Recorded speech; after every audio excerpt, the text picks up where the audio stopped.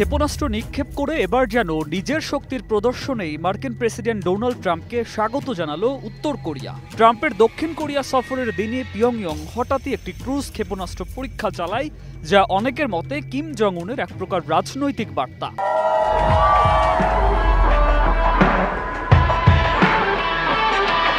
Trump যেখানে কূটনৈতিক আলোচনার সম্ভাবনা খুঁজছিলেন, সেখানে কিম যেন সামরিক শক্তির প্রদর্শনেই জবাব দিলেন।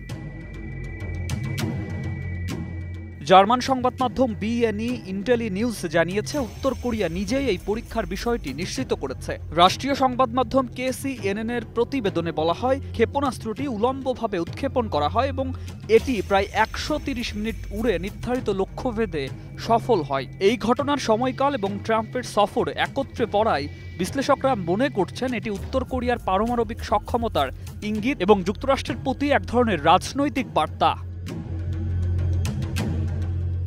এপেক সম্মেলনের আলোচ্য বিষয় ছিল মূলত বাণিজ্য, তবে আলোচনার বাইরেও দৃষ্টি ছিল কিম জং উনের অনুপস্থিতির দিকে।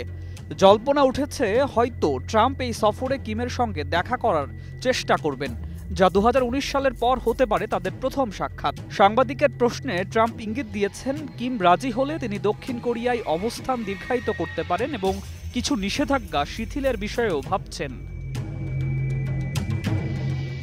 এখনো পর্যন্ত কিম জং উনের কোনো আনুষ্ঠানিক প্রতিক্রিয়া পাওয়া যায়নি, বরং তার রাষ্ট্রীয় মাধ্যমে ক্ষেপণাস্ত্র উৎক্ষেপণকে উত্তর কোরিয়ার সামরিক শক্তির এক সমারোহ হিসাবে উপস্থাপন করেছে। জাতিসংঘের বিধিনিষেধ এতে ভঙ্গ হয়নি, কারণ নিষেধাজ্ঞা ব্যালিস্টিক ক্ষেপণাস্ত্রের ওপর, ক্রুজ ক্ষেপণাস্ত্রের ওপর নয়। বিশ্লেষকরা বলছেন, এই পদক্ষেপের মধ্য দিয়ে কিম কূটনৈতিক না হয়ে সামরিক উপায়ে বার্তা দিয়েছেন।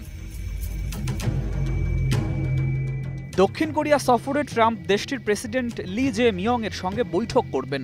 জানা গেছে, সিউল যুক্তরাষ্ট্রে প্রায় $350 বিলিয়ন বিনিয়োগের প্রতিশ্রুতি দিয়েছে, যার বিনিময়ে যুক্তরাষ্ট্র শুল্ক হার 25 থেকে 15% নামাবে। তবে এই বিনিয়োগ কতটা বাস্তবে অর্থনৈতিক রূপ নেবে তা নিয়ে এখনও অনিশ্চয়তা রয়েছে। সম্মেলনের ফাঁকেই ট্রাম্প ও চীনের প্রেসিডেন্ট শি জিনপিং এর বৈঠকের প্রস্তুতিও চলছে, যেখানে নিরাপত্তা ব্যবস্থা রাখা হয়েছে প্রায় যুদ্ধকালীন সতর্কতার মাত্রায়।